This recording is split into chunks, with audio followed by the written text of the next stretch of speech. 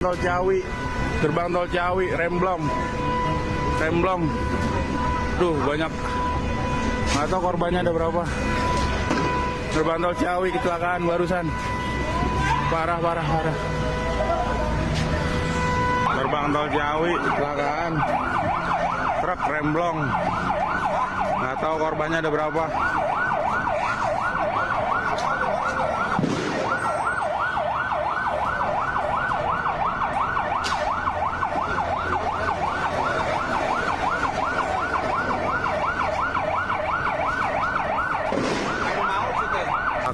Laka. Tol Jogor lagi, laka. Aqua. Aduh. Remblong. Itu tol Jogor lagi sekarang. Ini kebakaran nih. Sampai copot ya. Ini kan tol Jogor lagi.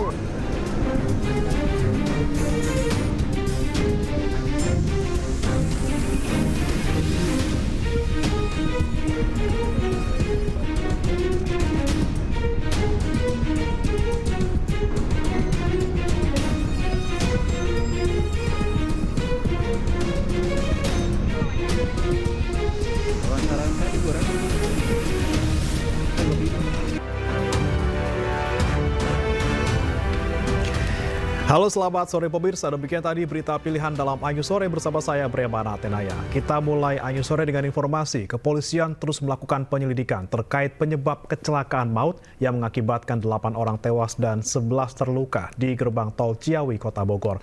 Sementara 2 korban tewas berhasil diidentifikasi.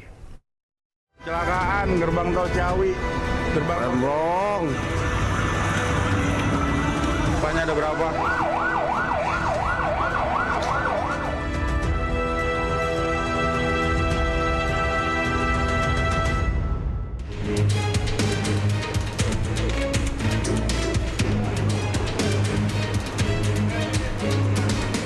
Tim gabungan kepolisian dari Korlantas Polri dan Polda Jawa Barat menggelar olah TKP kecelakaan maut yang melibatkan 6 kendaraan di gerbang tol Ciawi, Katulampa, Kota Bogor.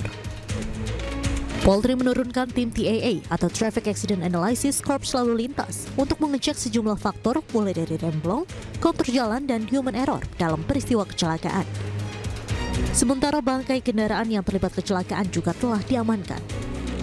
Seperti diketahui, dalam kecelakaan ini juga menewaskan 8 orang dan 11 orang luka yang saat ini masih dilakukan perawatan di RSUD Ciawi Bogor.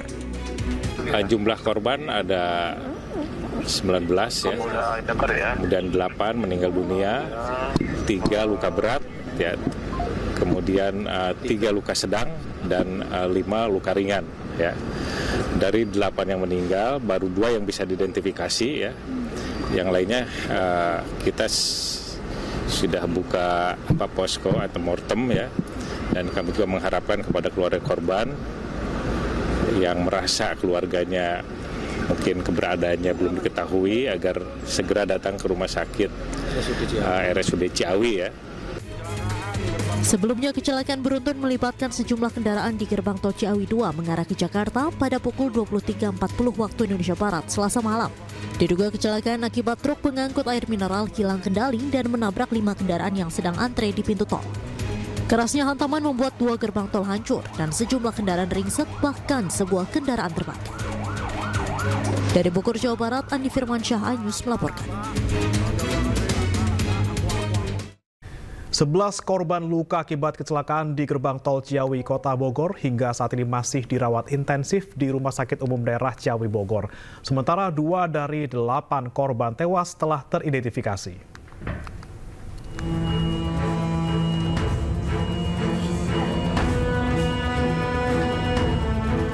Polisi mengungkap ada 11 korban luka akibat kecelakaan maut yang terjadi di gerbang tol Ciawi, Kota Bogor pada Selasa malam.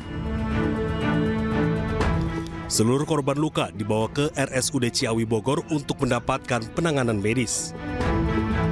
Saat ini, 6 korban luka masih dirawat intensif di instalasi gawat darurat RSUD Ciawi Bogor. Sementara 5 lainnya telah diperbolehkan pulang karena hanya mengalami luka ringan. Sebagian korban yang saat ini dirawat lantaran mengalami luka lebam, memar hingga sobek di sejumlah bagian tubuhnya. Ada juga korban yang mengalami patah di lengan tangannya. Kondisi pasien yang dirawat total kita yang berat ya ada 3 orang. Paling banyak itu cedera di bagian kepala. Lalu ada juga pasien yang cedera patah di bagian tangan sebelah kirinya. Lalu luka robek di bagian wajah sudah dijahit semua. Lalu luka yang bagian yang sedang itu ada 2 orang. Itu luka terutama luka di bagian kepala ya 2 orang. Terus cedera di bagian punggungnya juga ada. Sementara itu, 2 dari 8 korban tewas saat ini telah teridentifikasi, yakni Yana Mulyana, pengemudi minibus, dan Budiman, asal Sukabumi. Sementara 6 korban tewas lainnya hingga saat ini masih diidentifikasi. Untuk mengidentifikasi korban tewas lainnya, polisi membuka posko antemortem di RSUD Ciawi. Posko ini dibuka juga untuk memudahkan keluarga mencari anggota keluarganya yang terlibat kecelakaan. Sebelumnya, kecelakaan beruntun ini melibatkan 7 kendaraan yang terdiri dari 1 truk, sedan, dan 6 minibus. Berdasarkan informasi, diduga truk pengangkut galon air mineral mengalami masalah pengereman sehingga pengemudi tidak dapat mengendalikan kendaraannya dan menabrak 5 kendaraan di depannya menjelang gerbang tol Ciawi 2. Dari Bogor, Jawa Barat, Wildan Hidayat, iNews melaporkan. Dan untuk informasi terkini pasca kecelakaan maut di gerbang tol Ciawi, Bogor, Jawa Barat, kami telah terhubung dengan rekan Irfan Hardiansyah di Rumah Sakit Umum Daerah Ciawi dan juga Nata Arman di TKP gerbang tol Ciawi.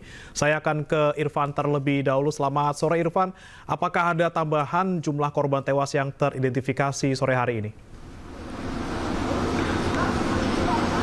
Baik, selamat sore Bre dan juga pemirsa. Dari informasi yang kami dapatkan bahwa untuk saat ini jumlah korban yang meninggal dari 8 orang ini masih 2 yang teridentifikasi dan 6 lainnya ini masih terus dilakukan proses identifikasi oleh tim DPI Polda Jabar. Dan tentunya kami masih terus menunggu update terkini dari pihak tim DPI Polda Jabar. Dan dari informasi yang kami dapatkan bahwa nanti sekitar pukul 17.30 akan dilakukan preskon yang dilakukan tim DPI untuk mengenai perkembangan terkini hasil dari proses identifikasi dari korban yang meninggal dunia.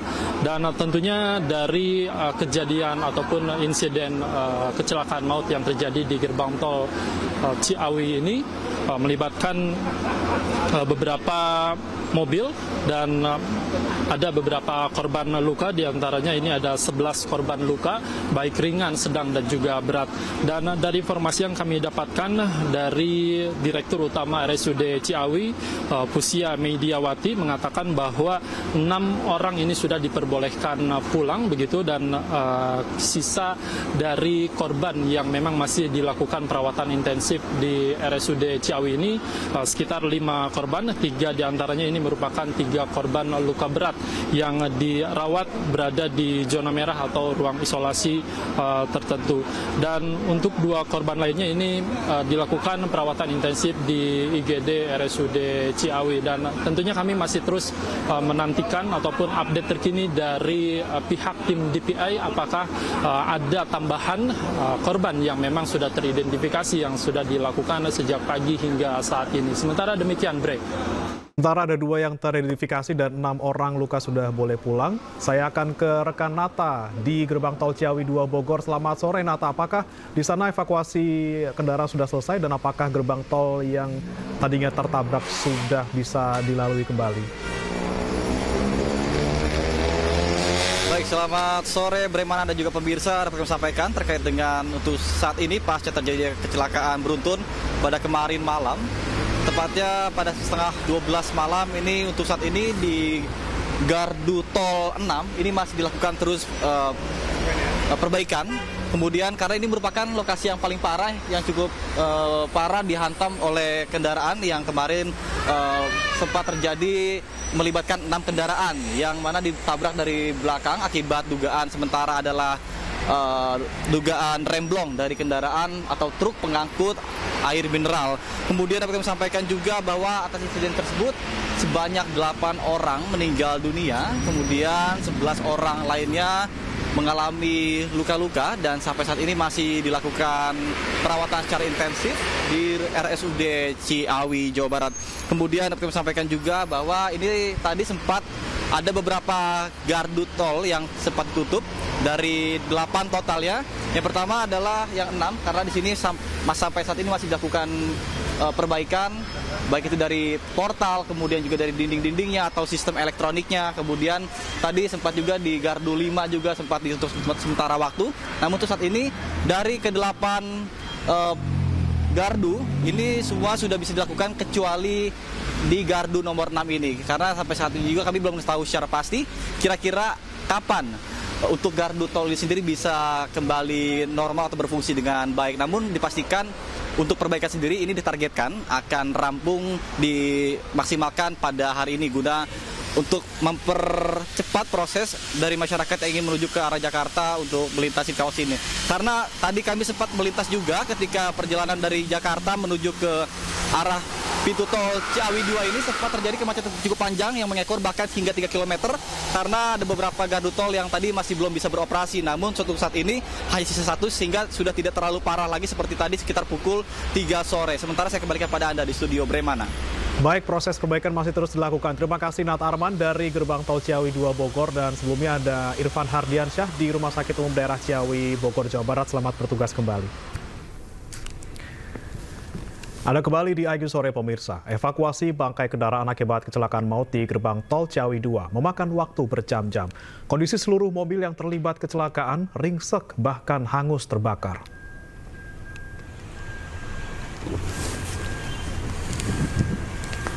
Inilah kondisi mobil yang terlibat kecelakaan maut di Gerbang Tol Ciawi 2 Rabu dini hari tadi. Terlihat truk galon yang menabrak gardu tol ringsek dan hangus. Bagian depan truk juga penyok hingga tak berbentuk. Begitu pula dengan minibus yang ditabrak oleh truk, ringsek hingga tidak berbentuk lagi. Kaca-kaca bagian depan mobil pecah hingga membuat kerangka mobil penyok. Kecelakaan maut ini melibatkan total 7 kendaraan, bahkan 2 diantaranya terbakar.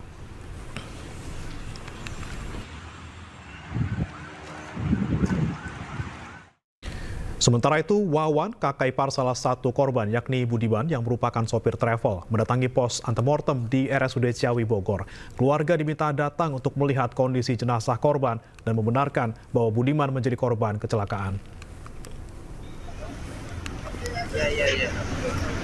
Berdasarkan kecocokan dari kartu identitas maupun ciri-ciri yang disebutkan, 80% sesuai dengan identitas korban.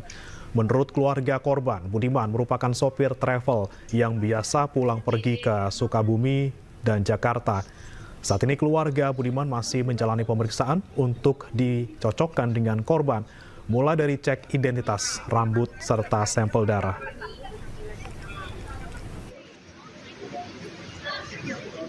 Dan 80% lah dilihat dari segi KTP-nya, fotonya, ciri-cirinya. Cuma saya kan mesti ada ditanya ini sama dokter mungkin ya, tanda-tandanya apa. Siapa? Kecelakaan maut terjadi di Gerbang Tol Ciawi 2, Tol Jagorawi arah Jakarta pada Rabu dini hari. Akibatnya 8 tewas dan 11 lainnya luka-luka. Kecelakaan Gerbang Tol Ciawi, remblong. Duh, banyak. Nggak tahu korbannya ada berapa. Kecelakaan berawal saat truk bermuatan galon air mineral yang melaju ke arah Jakarta. Saat sampai di lokasi kejadian, diduga rem truk tidak berfungsi dan menabrak gardu tol Ciawi 2. Tidak hanya menabrak gardu tol, truk galon ini juga menabrak sejumlah kendaraan yang sedang antre di gerbang tol. Akibatnya, 3 kendaraan terbakar, termasuk truk galon tersebut. Sementara 3 mobil lainnya ringsek.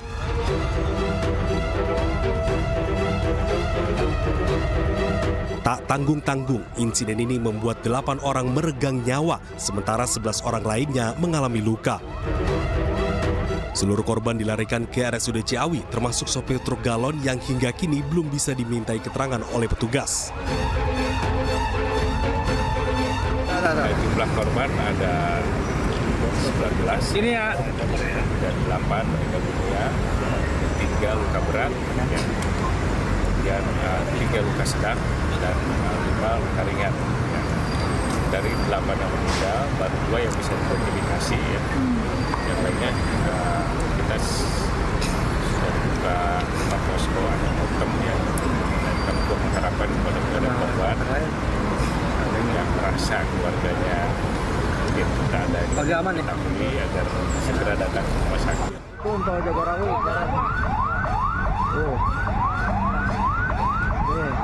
Akibat kecelakaan maut ini, 4 gardu tol Ciawi arah Jakarta sempat ditutup karena rusak akibat kecelakaan. Pengendara hanya bisa menggunakan 3 gerbang tol yang masih berfungsi, namun hal ini berakibat pada kemacetan panjang di jalur Ciawi arah Jakarta.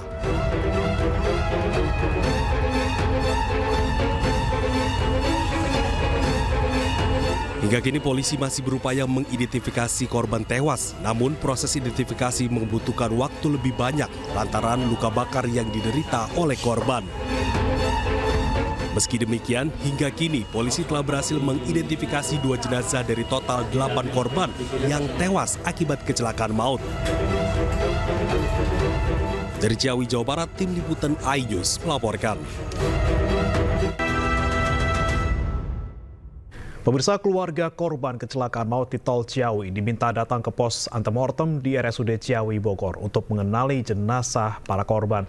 Dan kita akan bergabung bersama dengan salah satu korban, maksud kami salah satu keluarga korban, Mbak Duye, yang menjadi korban kecelakaan maut di gerbang tol Ciawi. Selamat sore, Assalamualaikum Pak Duye.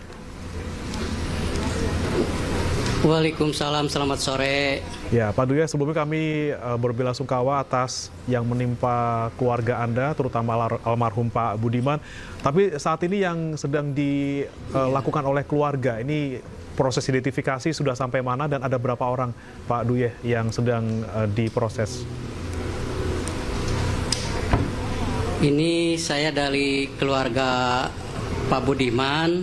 Saya lagi nunggu nih. Saya sekitar nunggu lagi proses dimandiin di kamar jenazah mungkin itunya. Oh, sedang dimandikan jenazahnya. Tapi kalau dari keluarga sudah bisa melihat dan juga mengenali Pak Duye? Belum diizinkan. Saya juga tadi mohon ngelihat, katanya nanti mau dibersihkan dulu, mau dimandiin dulu. Nanti kalau udah dimandiin, udah dibungkus kali, boleh lihat katanya tadi. Jadi saya nunggu informasi, nanti kan kalau udah beres itu ini mau dibawa ke kampung mungkin daerah Sukabumi Selatan lah. Oke, Pak Duye, berarti keluarga Anda kemudian bisa yakin jenazah almarhum Pak Budiman ini dari ciri-ciri apa, Pak? Apakah dari pakaian ataupun mungkin kartu identitas yang melekat di jenazah, Pak? Ya, karena saya setelah cek KTP-nya juga ada, terus fotonya dari pihak rumah sakit kan diliatin itu dari itunya tanda-tandanya, jadi saya mengenalin dari wajahnya itu juga enak, KTP-nya itu udah jelas. Oke, dari identitas ya, Pak, ya? Jelas lah istilahnya bahwa dia. Baik, Ya. Pak Duye, ada berapa jumlah keluarga Pak Budiman yang ke sana, Pak, selain Pak Duye? Dia itu sebetulnya kan supir travel, bawa penumpang lah dari arah Sukabumi ke Jakarta. Kalau masalah itu nggak jelas, saya kalau keluarganya nggak ada. Cuma bawa penumpang aja gitu. Oh, tapi kalau maksud saya yang saat ini berada di rumah sakit, Pak, yang saat ini berada di rumah sakit untuk dimintai keterangan ataupun dimintai sampel, ada berapa orang, Pak, selain Pak Duye? Itu saya kan kakak iparnya, itu kakaknya juga ke sini, istri saya di tes DNA lah tadi, tes air liur. Oke, semuanya sudah diambil sampelnya, Pak, bahkan ya? dari Jakarta juga udah ada gitu. Udah. Oke, baik. Sejauh ini dari pihak rumah sakit ataupun polisi memberikan keterangan apa kepada keluarga, Pak, terkait dengan hasil sementara misalnya ataupun pengambilan sampel? Itu udah jelas, udah yakin lah. Udah datang dokter dari Jakarta itu, dokter forensik kalau nggak salah. Dites dari sidik jari, terus ada SIM-nya, terus ada KTP itu diakurkan, ya udah jelas itu bahwa yang korban adalah Budiman gitu, keluarga saya gitu ya. Berarti saat ini yang dinanti oleh keluarga adalah melihat jenazah korban dan juga nanti bisa dibawa oleh keluarga, ya, Pak Dwi. Ya itu lagi menanti informasi gimana udah nyampe mananya gitu. Bahkan kalau boleh jam berapa saya bisa bawa gitu. Oke, Pak Dwi, terkait dengan kabar pertama kali mengetahui almarhum Budiman ini menjadi korban kecelakaan ini kapan dan lewat siapa waktu itu, Pak? Tadi saya tinggal di Citerep ya, sedangkan adik saya di Sukabumi. Tadi informasi dari kampung, Pak, dari kampung suruh ngeyakinin karena keluarga yang terdekat ke Ciawi itu saya itu. Jadi suruh diyakinin bahwa katanya ada nama Budi yang kecelakaan tadi malam di tol gitu. Oke. Tapi sejauh ini memang komunikasi dengan almarhum Budiman juga sering dilakukan, Pak, sebelum insiden ini, Pak? Ya jarang sih, dia kan kadang-kadang kalau ke Jakarta kan bawa travel dia, kadang-kadang mampir gitu ke Citerep, tapi udah lama sih, udah ada sebulan gitu nggak ada informasi, nggak ada komunikasi gitu. Berarti almarhum memang sehari-hari, setiap hari memang selalu membawa mobil travel ya, Pak, ya, dari Sukabumi ke Jakarta maupun sebaliknya, Pak? Iya, betul, bolak-balik ya.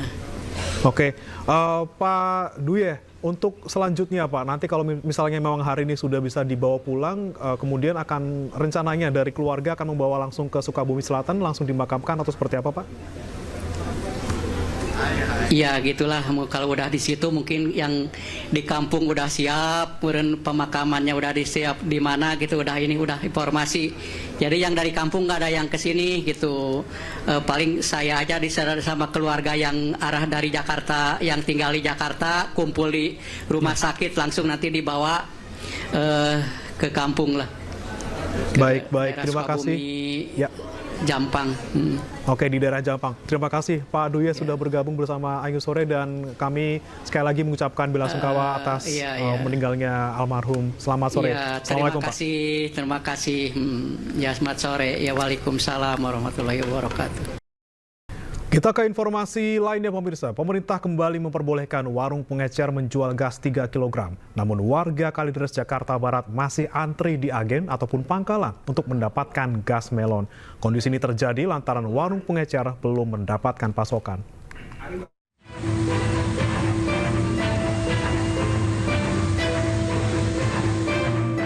Warga Tegal Alur, Kalideres, Jakarta Barat ini masih antre di pangkalan atau agen penjualan gas untuk mendapatkan gas subsidi 3 kg. Dengan syarat menyerahkan fotokopi KTP, warga rela antre demi mendapatkan gas melon bersubsidi. Sejumlah warga mengaku hingga saat ini mereka masih kesulitan mendapatkan gas 3 kg di warung-warung pengecer. Mudah-mudahan bisa normal lagi kayak dulu, Pak. Dan kayak gini, susah nyarinya, Pak. Muter-muter banget gitu, udah susah, Pak, nyari gasnya. Susah. Dapatnya di mana? Ini, baru ini nih dapat. Sudah 3 hari, dari hari Sabtu, Minggu, Senin, Selasa, Rabu. Sementara itu, pedagang warung pengecer mengaku belum mendapat pasokan gas 3 kg dari pangkalan atau agen. Kan biasanya kan kalau normal itu kan saya habisnya sehari kayak 12, bisa lebih kan, kadang ngambil 2 kali ke agen. Ya kasihan itu konsumen, bolak-balik dari warung-warung kan nggak ada, kalau di warung Madura kayak gini kan dibolehin. Sejumlah pedagang juga berharap komitmen pemerintah untuk memperbolehkan kembali warung pengecer berjualan gas 3 kg segera terrealisasi. Dari Jakarta, Miftahul Gani, iNews melaporkan. Meski larangan penjualan eceran gas 3 kg telah dicabut, namun warga masih kesulitan mendapatkan gas LPG bersubsidi tersebut. Di Tangerang dan Bekasi, warga harus mengantri hingga berjam-jam untuk mendapatkan jatah pembelian gas 3 kg.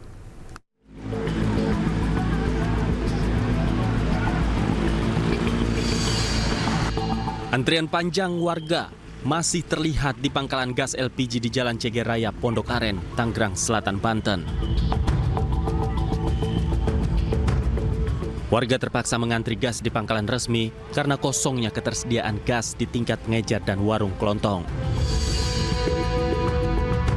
Meski pemerintah telah mengizinkan pedagang kembali menjual gas eceran, namun faktanya warga masih sulit mendapatkan gas 3 kg. Ya karena punya saya kosong, buat masak itu maksudnya gasnya karena kosong semua di rumah gitu. Artinya di warung-warung di rumah ibu memang masih kosong? Iya, nggak ada persediaan di warung-warung. Oke, kan kemarin kita tahu ya, Presiden sudah menginstruksikan untuk pengecer boleh kembali menjual. Keadaannya seperti apa Bu di rumah ibu? Masih kosong atau gimana? Iya, masih kosong. Oh, makanya ibu antri nih? Iya, makanya saya ikut antri kalau di sini. Sementara itu, keberadaan gas LPG 3 kg di Kota Bekasi, Jawa Barat juga masih sulit didapatkan. Untuk memenuhi kebutuhan rumah tangga, warga terpaksa memburu gas LPG 3 kg ke sejumlah agen dan pangkalan yang letaknya jauh. Bahkan, mereka rela antri panjang sejak pagi untuk mendapatkan satu tabung gas yang dijual dengan harga Rp19.000. Ini berharga banget Bang, buat saya, buat keluarga saya, buat semuanya. Ya Bu, lagi saya Pak, jauh dari rawa aren. Tuh, semua dapat. Pak, tunjukin pemerintah Pak. Jangan masalah murahnya Pak, kalau ada saya bahagia Pak, kalau nggak ada sengsara. Yang saya dari pagi nyari gas, dapat gas, bahagia. Warga berharap pemerintah tidak menyulitkan masyarakat untuk mendapatkan gas 3 kg. Terutama saat kebutuhan semakin tinggi jelang bulan suci Ramadan. Tim Liputan iNews melaporkan. Wakil Presiden Gibran Rakabuming Raka meninjau salah satu agen atau pangkalan gas LPG 3 kg di kawasan Manggarai, Jakarta Selatan. Kedatangan Gibran untuk mengecek ketersediaan LPG 3 kg setelah Presiden menginstruksikan bahwa pengecer boleh kembali menjual gas melon.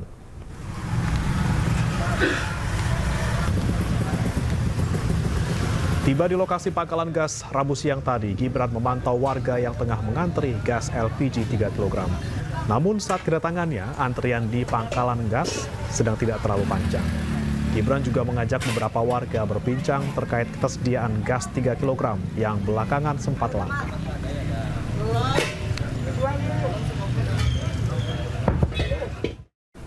Presiden Prabowo Subianto membatalkan aturan Kementerian SDM yang melarang pengecer untuk menjual gas LPG 3 kg.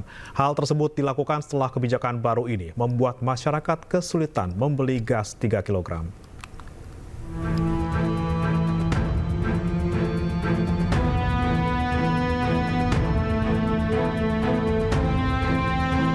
Presiden Prabowo Subianto memberikan instruksi agar gas LPG 3 kg bisa kembali dijual eceran.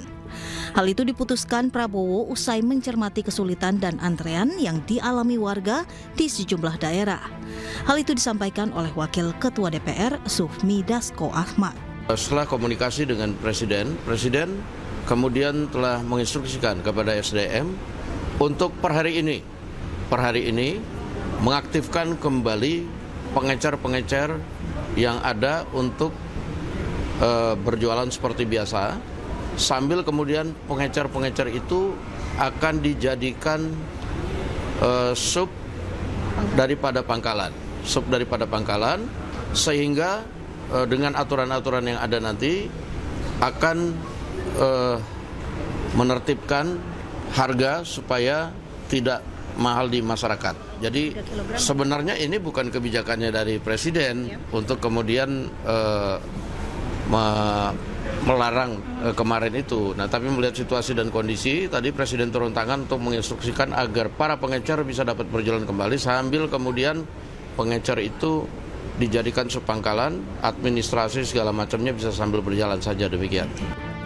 Menanggapi hal itu, Menteri SDM mengklaim kajian terhadap perbaikan distribusi gas LPG 3 kg telah dilakukan sejak tahun 2023. Bahkan, perubahan kebijakan itu muncul dari hasil audit BPK yang menemukan adanya penyalahgunaan subsidi. Jadi, ini sebenarnya barang sudah dari 2023. Ini kan ada hasil audit dari KPK ini, bahwa salah satu penyalahgunaannya adalah dari oknum-oknum pengencer ini. Tapi udahlah, kesalahan itu nggak usah disampaikan kepada siapa-siapa. Kami Kementerian SDM yang harus mengambil alih tanggung jawab, dan memang tanggung jawabnya itu untuk melakukan perbaikan, penataan. Dan perintah Bapak Presiden adalah wajib untuk tidak boleh ada masyarakat mendapatkan yang tidak cepat gitu. Kini kebijakan itu seolah dimentahkan dengan diberlakukannya kembali aturan lama yang memperbolehkan pengecer menjual gas 3 kg. Meski demikian, perbaikan penataan pendistribusian akan tetap diperbaiki oleh Kementerian ESDM dengan menggunakan IT yang akan dikelola oleh Pertamina. Tim Liputan iNews melaporkan. Terima kasih Anda masih di iNews Sore bersama saya, Kevin Pakan. Pemirsa, sidang pra-peradilan Sekjen PDIP Hasto Kristianto dimulai hari ini di Pengadilan Negeri Jakarta Selatan. Setidaknya ada 8 poin keberatan dalam permohonan pra-peradilan yang disampaikan tim kuasa hukum Hasto.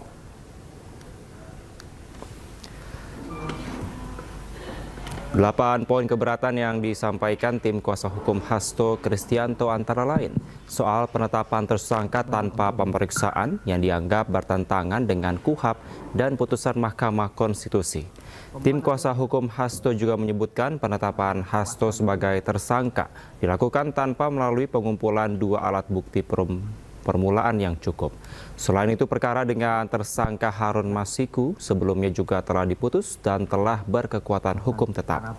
Kuasa hukum Hasto juga menyatakan bahwa timnya telah siap menghadapi persidangan dengan membawa bukti dan saksi yang diperlukan. Pihak Hasto juga menyatakan kesiapannya untuk menguji semua alat bukti yang diajukan oleh KPK. Dengan hormat kami yang bertangan di bawah ini. Dan perlu diingat, dalam hal ini pertersangkaan terhadap Mas Hasto Kristianto dengan 2 sangkaan, yaitu obsession of justice, suap dan obsession of justice pasal 5 dan pasal 21. Ini tidak bisa bersamaan, teman-teman, karena Mas Hasto Kristianto sebagai pribadi mempunyai hak ingkar dalam hal membela diri. Nah, ini nanti hal-hal ini akan kita ungkap, dan juga ada keanehan ketika pemeriksaan bekas penyidik yang diambil keterangannya di dalam BAP. Kami juga mempertanyakan netralitas dari penyidik tersebut yang menyampaikan. Nah, hal-hal tersebut ini nanti akan kita sampaikan kepada kawan-kawan. Tentunya kejanggalan-kejanggalan ini yang kita sudah sampaikan bahwa aspek non-hukumnya lebih terlihat daripada aspek hukum.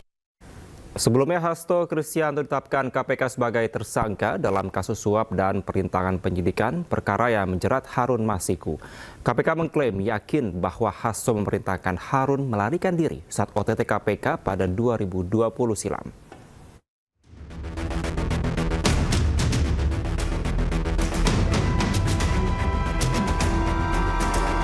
KPK menetapkan Sekjen PDI Perjuangan Hasto Kristianto sebagai tersangka dalam kasus suap pergantian antar waktu Harun Masiku. Komisi Anti Rasuah menemukan bukti Hasto bekerja sama dengan Harun Masiku melakukan upaya suap kepada ex-komisioner KPU Wahyu Setiawan untuk meloloskan Harun Masiku sebagai anggota legislatif melalui mekanisme pergantian antar waktu. KPK juga menemukan bukti lain saat Hasto berupaya merintangi penyidikan dengan meminta pegawainya menelpon Harun Masiku saat operasi tangkap tangan KPK pada Januari 2020 silam. Saat itu, Hasto memerintahkan Harun untuk merendam ponselnya ke dalam air dan segera melarikan diri. Pada tanggal 8 Januari 2020 pada saat proses tangkap tangan oleh KPK, Saudara HK memerintahkan salah satu pegawainya di Jalan Sultan Syahrir yang biasa digunakan sebagai kantor untuk menelpon kepada HM dan memerintahkan supaya merendam HP dalam air dan segera melarikan diri. Bahwa pada tanggal 6 Juni 2024, sebelum Saudara HK diperiksa sebagai saksi oleh KPK, Saudara HK memerintahkan kepada salah satu pegawainya untuk menenggelamkan HP yang dalam penguasaan pegawai tersebut agar tidak ditemukan oleh KPK. Kasus suap Harun Masiku menjadi salah satu episode panjang dalam sejarah hukum Indonesia. Pada Desember 2024, Harun Masiku genap 5 tahun sebagai buronan. Kasus suap Harun Masiku berawal saat upaya menggantikan Nazarudin Kemas, anggota DPR RI terpilih yang meninggal sebelum dilantik. Pada 2 Desember 2019, Harun Masiku diduga melakukan suap kepada Komisioner KPU Wahyu Setiawan untuk memuluskan langkahnya.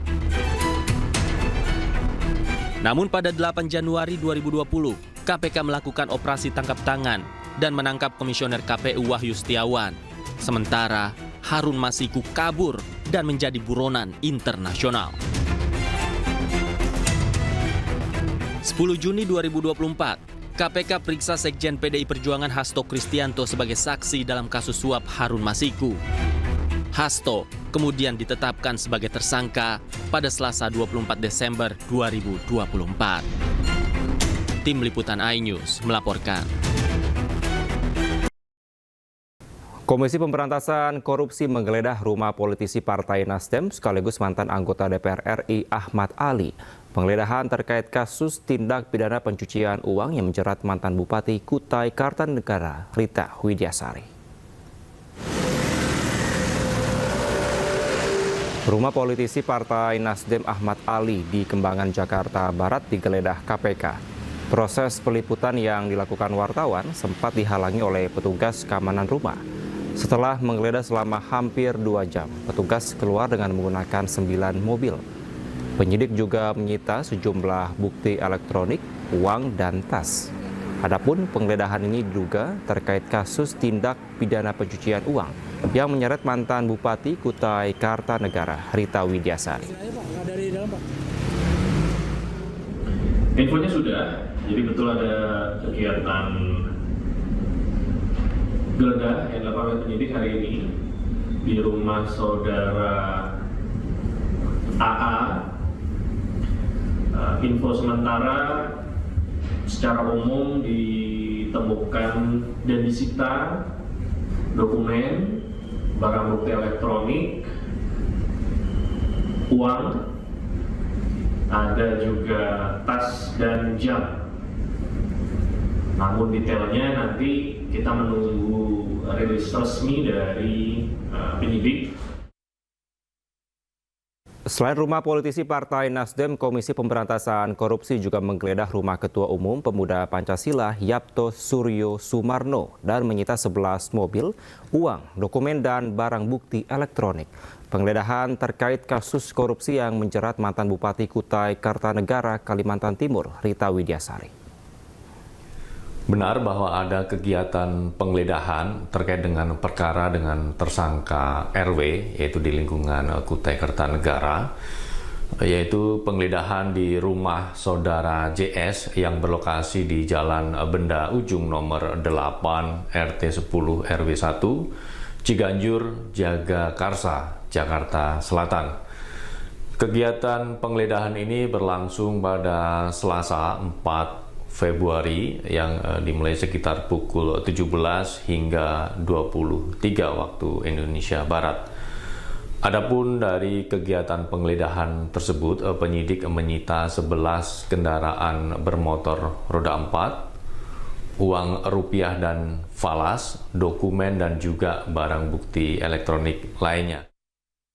Pemirsa, Mahkamah Konstitusi menolak permohonan sengketa hasil pemilihan Bupati Tapanuli Utara yang diajukan oleh pemohon pasangan Satika Simamora dan Sarlandi Huta Barat.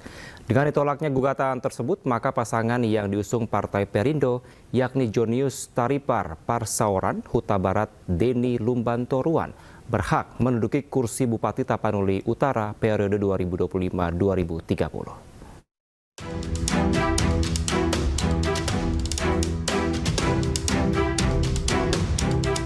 Mahkamah Konstitusi memutus perkara dalam sidang gugatan PHPU dengan agenda pembacaan putusan sela atau dismisal yang diajukan paslon Bupati dan Wakil Bupati Tapanuli Utara nomor urut 1, Satika Simamora, Sarlandi Huta Barat, tidak dapat diterima. Pada sidang yang dipimpin Ketua MK Soehartoyo ini menilai semua dalil dan gugatan keberpihakan dan ketidaknetralan yang diajukan pemohon kepada termohon pasangan Jonius Deni sulit untuk dibuktikan dan tidak beralasan. Dengan putusan ini, pasangan calon Bupati dan Wakil Bupati Tapanuli Utara nomor urut 2, Jonius Taripar Parsauran Huta Barat, Deni Parlindungan Lumban Toruan, sah sebagai Bupati dan Wakil Bupati terpilih sebagaimana yang ditetapkan KPU Kabupaten Tapanuli Utara. Alhamdulillah, puji Tuhan, kita gugatan daripada pemohon ditolak. Artinya bahwasanya pasangan nomor 2 menjadi pemenang yang sudah diumumkan oleh KPU. Jadi kita sebagai calon yang sudah dimenangkan, ya pada prinsipnya akan bekerja semaksimal mungkin dan akan mendukung dan selaras dengan pimpinan kita saat ini, yaitu Presiden Pak Prabowo. Argumentasi yang kita sampaikan, bukti-bukti yang kita sampaikan itu betul-betul menjawab bahwa TSM itu tidak pernah terjadi, bahwa segala bentuk pelanggaran yang terjadi dan dilaporkan oleh pihak pemohon ternyata juga sudah diputuskan oleh Bawaslu, sudah ditangani dengan baik oleh sistem yang ada di negara kita. Mahkamah Konstitusi juga menilai pemohon tidak memiliki kedudukan hukum karena tidak memenuhi ambang batas selisih suara dengan paslon peraih suara terbanyak. Perbedaan perolehan suara pemohon dan pihak terkait terbilang cukup besar, yakni mencapai 28,55% dan dianggap tidak relevan untuk meneruskan permohonan akuo pada pemeriksaan persidangan lanjutan dengan agenda pembuktian. Dari Jakarta, Esra Ambarita, Okta Indra, iNews melaporkan. Gugatan perdata kepada mantan Kasat Reskrim Polres Jakarta Selatan AKBP Bintoro dan 4 tergugat lainnya di Pengadilan Negeri Jakarta Selatan dicabut sementara.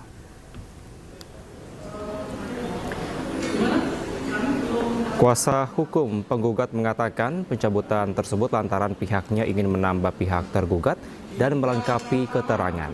Selain itu, pihak tergugat yang akan ditambahkan salah satunya adalah mantan kuasa hukum Arief Nugroho dan Muhammad Bayu Hartoyo. Penambahan kerugian juga akan dilakukan dalam gugatan nantinya.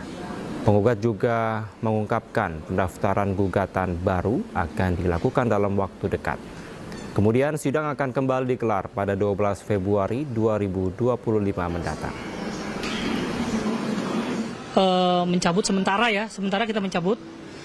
Namun kami akan melakukan upaya lagi seperti ini untuk menambah pihak berikutnya. Sehingga supaya antara positif petitum kami nilai kerugiannya lebih kita masukin lagi. Seperti itu. Siapa Bang pihak tambahan tergugatnya nanti? Tambahannya nanti kita sampaikan di court kita. Gugatan. Ini kan kalau kita baca di SIP itu kan nilai gugatan 1,6 miliar ya? Betul. Kalau dari penambahan nanti berapa itu? Ya, yang sudah beredar dan ada pengakuan klien kami dan pernyataannya nanti kita akan sampaikan, itu akan tertera juga di dalam ikut kita. Penambahannya nanti kita belum bisa sampaikan sekarang, nanti terdata juga di ikut kita. Berapa orang kan? Ada 1 atau 2 orang lah kita mau tambahkan. Sebelumnya pemirsa, Bid Propam Polda Metro Jaya akan melangsungkan sidang Komisi Kode Etik Polri, AKBP Bintoro, dan 4 rekannya. Rencananya sidang kode etik akan dilaksanakan pada hari Jumat pekan ini. Selain itu, Kapolres Metro Jakarta Selatan turut diperiksa Bid Propam atas kasus ini.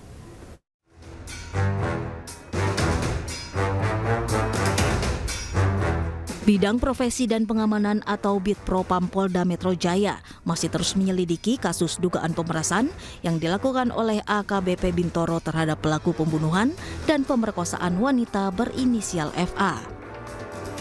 Kabid Humas Polda Metro Jaya Kombes Pol Ade Arisyam Indardi mengatakan Bid Propam Polda Metro Jaya akan melakukan sidang Komisi Kode Etik Profesi Polri terhadap AKBP Bintoro dan 4 orang rekannya pada Jumat 7 Februari mendatang. Selain AKBP Bintoro dan 3 orang rekannya, seorang polwan berinisial M juga turut di sidang etik. Sementara itu, Kapolres Metro Jakarta Selatan pun turut diperiksa Bid Propam atas kasus ini. Dalam waktu dekat, penyidik juga akan memeriksa terlapor berinisial EDH untuk selanjutnya melakukan gelar perkara. Perlu kami sampaikan bahwa penanganan dugaan pelanggaran penyalahgunaan wewenang yang juga diduga melibatkan pihak lain. Setelah menunaikan ibadah sholat maghrib, pemirsa, bagi Anda di wilayah Jakarta dan sekitarnya. Kita lanjutkan iNews Sore. Tim gabungan Polres Bogor dan Direktorat Narkoba Polda Jawa Barat berhasil membongkar pabrik tembakau sintetis terbesar yang beroperasi di sebuah perumahan di Babakan Madang, Sentul, Bogor, Jawa Barat.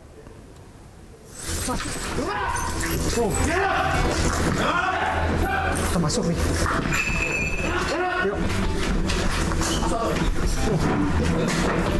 Ada dua orang. Saat penggerebekan, tim gabungan berhasil menangkap 2 tersangka yang berperan memproduksi narkotika jenis tembakau sintetis. Namun masih ada 2 tersangka lain yang masih buron dan akan dimasukkan dalam daftar pencarian orang atau DPO. Adapun barang bukti yang disita dalam penggerebekan pabrik tembakau sintetis yaitu 50 dus tembakau murni dan tembakau yang sudah dicampur dengan bahan-bahan lain yang dapat menghasilkan 1 ton tembakau sintetis siap edar.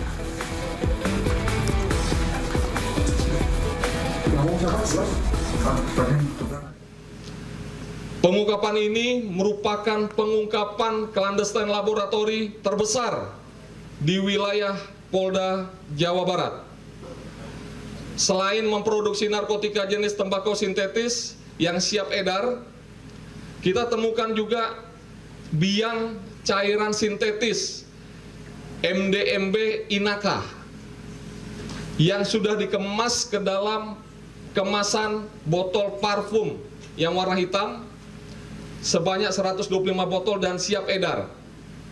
Jadi itu kalau misalkan rokok dibakar, disemprot, itu sudah seperti ganja efeknya. Kemudian tersangka yang kita amankan berjumlah 2 orang. Inisial HP, usia 34 tahun, berperan memproduksi narkotika jenis tembakau sintetis. Yang kedua, inisial AA, 23 tahun, yang berperan memproduksi narkotika jenis tembakau sintetis. Kemudian kami juga memburu 2 orang dan akan kami terbitkan DPO yang sebagai pengendali dari kegiatan clandestine laboratory yang ada di TKP ini. Total barang bukti yang berhasil disita dari pengungkapan ini yaitu berupa 50 dus yang di dalam masing-masing dus berisi 20 bungkus kemasan tembakau murni dengan berat masing-masing kemasan seberat 1 kg, yang dimana keseluruhan tembakau tersebut sudah dituang di atas terpal seperti yang rekan-rekan lihat tadi dan sudah dicampur dengan bahan-bahan prekursor dan menghasilkan kurang lebih 1000 kg atau 1 ton jenis tembakau sintetis yang siap edar. Gerbang tol Ciawi, gerbang Rembong. Rupanya ada berapa?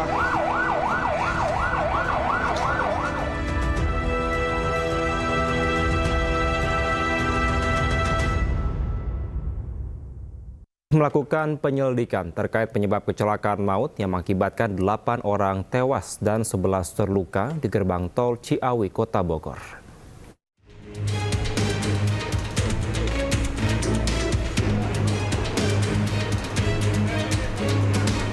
Tim gabungan kepolisian dari Korlantas Polri dan Polda Jawa Barat menggelar olah TKP kecelakaan maut yang melibatkan 6 kendaraan di gerbang tol Ciawi, Katulampa, Kota Bogor.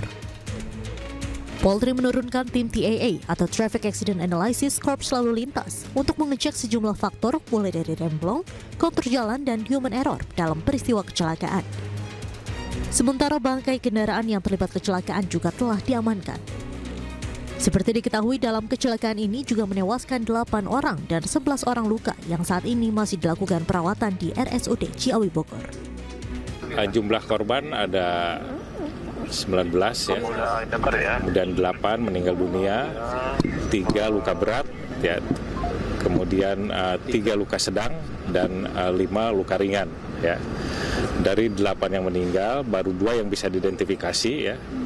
Yang lainnya kita sudah buka posko antemortem ya, dan kami juga mengharapkan kepada keluarga korban yang merasa keluarganya mungkin keberadaannya belum diketahui agar segera datang ke rumah sakit RSUD Ciawi ya. Sebelumnya, kecelakaan beruntun melibatkan sejumlah kendaraan di gerbang tol Ciawi 2 mengarah ke Jakarta pada pukul 23.40 waktu Indonesia Barat Selasa malam. Diduga kecelakaan akibat truk pengangkut air mineral hilang kendali dan menabrak 5 kendaraan yang sedang antre di pintu tol. Kerasnya hantaman membuat 2 gerbang tol hancur dan sejumlah kendaraan ringsek, bahkan sebuah kendaraan terbakar. Dari Bogor, Jawa Barat, Andi Firmansyah, iNews melaporkan. 8 korban luka akibat kecelakaan di gerbang tol Ciawi Kota Bogor hingga saat ini masih dirawat intensif di RSUD Ciawi Bogor. Sementara 2 dari 8 korban tewas saat ini telah teridentifikasi, sementara 6 lainnya belum teridentifikasi.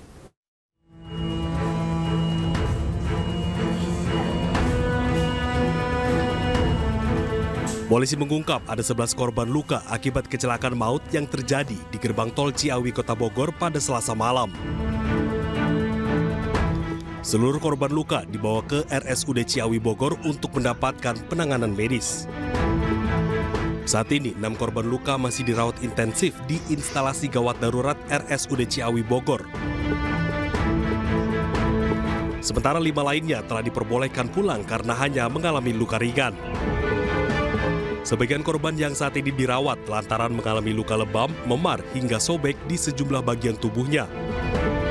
Ada juga korban yang mengalami patah di lengan tangannya. Kondisi pasien yang dirawat total kita yang berat ya ada 3 orang. Paling banyak itu cedera di bagian kepala.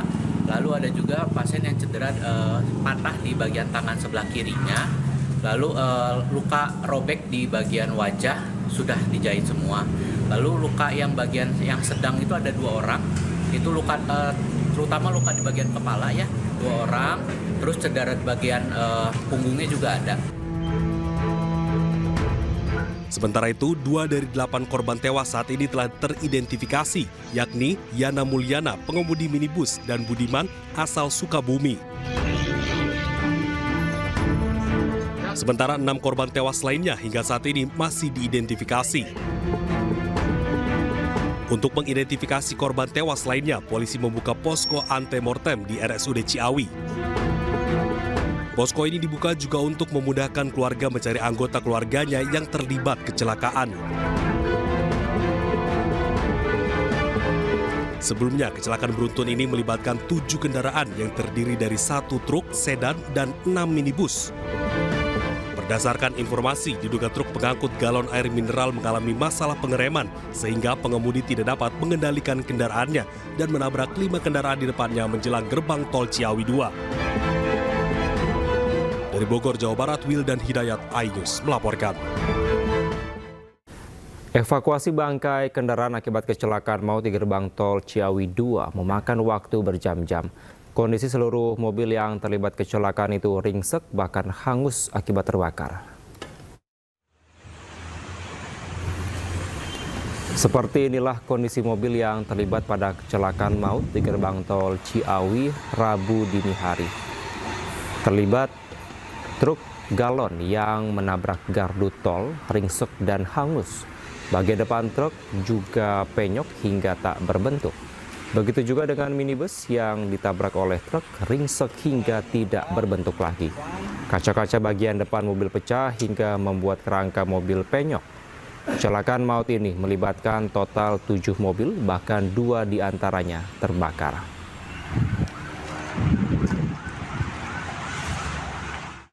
Sementara itu, Wawan, kakak ipar salah satu korban yakni Budiman yang merupakan sopir travel mendatangi pos antemortem di RSUD Ciawi Bogor. Keluarga diminta datang untuk melihat kondisi jenazah korban dan membenarkan bahwa Budiman menjadi korban kecelakaan.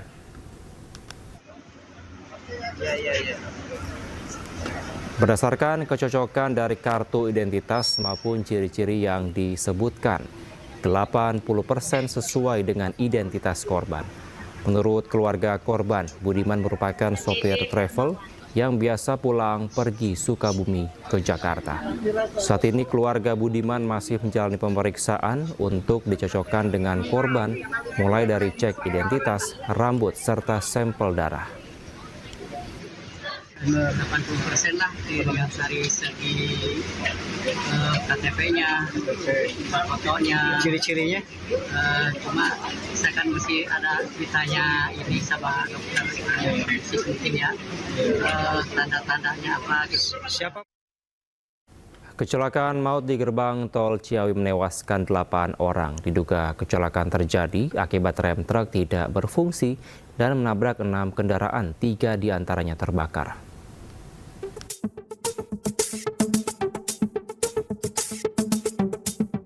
Insiden kecelakaan maut terjadi di gerbang tol Ciawi, Kota Bogor, Jawa Barat, Selasa malam. Awal mula kecelakaan terjadi ketika sebuah truk bermuatan galon air melaju dari arah Ciawi menuju Jakarta. Saat memasuki gerbang tol Ciawi 2, diduga truk mengalami kegagalan fungsi rem atau rem blong. Truk yang hilang kendali langsung menabrak beberapa mobil yang sedang berhenti untuk pembayaran tol. Benturan keras menyebabkan 3 kendaraan hancur terbakar dan 3 kendaraan lainnya rusak parah. Kecelakaan ini menelan korban jiwa sebanyak 8 orang, sementara 11 lainnya mengalami luka-luka. Petugas tol yang berada di lokasi langsung mengevakuasi korban ke RSUD Ciawi untuk mendapatkan perawatan medis. Selain korban jiwa, kecelakaan ini juga menyebabkan kerusakan infrastruktur gerbang tol. 2 dari 6 gardu tol rusak akibat benturan keras dari kendaraan yang terlibat dalam insiden maut ini. Tim Liputan iNews melaporkan. Gencatan senjata antara Hamas Israel tidak serta-merta membuat warga Palestina di pengungsian bisa kembali ke kampung halaman. Ribuan wanita dan anak-anak masih bertahan di pengungsian di negara-negara tetangga.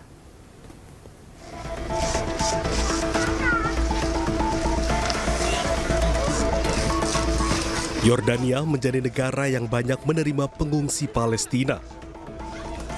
Sejak pecah perang 7 Oktober 2023 lalu antara Hamas Israel, banyak warga Gaza mengungsi ke negara-negara tetangganya tanpa perbekalan memadai.